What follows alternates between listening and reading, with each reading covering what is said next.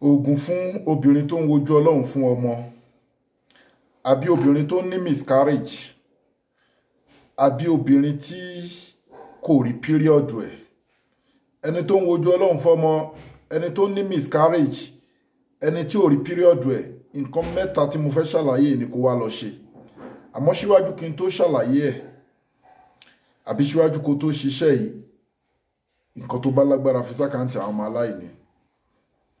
Account number ní fáwọn ọmọ aláìní is 0123214254.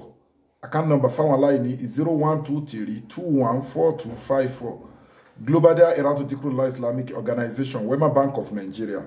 Gbogbo ẹ̀yin obìnrin tọkọtìyàwó tó ń wojú Ọlọ́run ọba fún ọmọ, ẹ gẹ́ẹ̀tì transformer 1100 power wa. Egbògi láti India, láti China, ní Arab country lápapọ̀ síbẹ̀. Obìnrin tó fẹ́ conceive ní kíákíá, tó fẹ́ lóyún kíákíá, kò síbi tẹ́wà tí ò dé.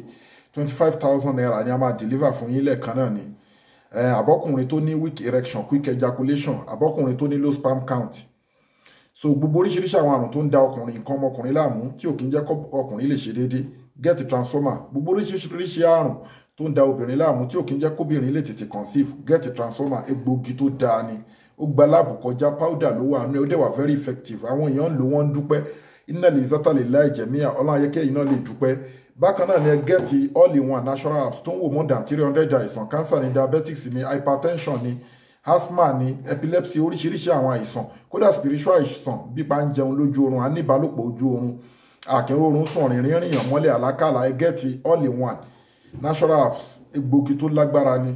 15,000 máa ń ṣe promo ẹ̀, kò síbi tẹ́ dé tí kò síbi tẹ́ wà tí a ti lè deliver fún yín. Ẹ WhatsApp wa lórí +2761295638 gbogbo ẹ̀yin tẹ́ ní ìpèníjà lórí spiritual problem àbí lórí sickness kan, ẹ contact wa lórí +2761295638.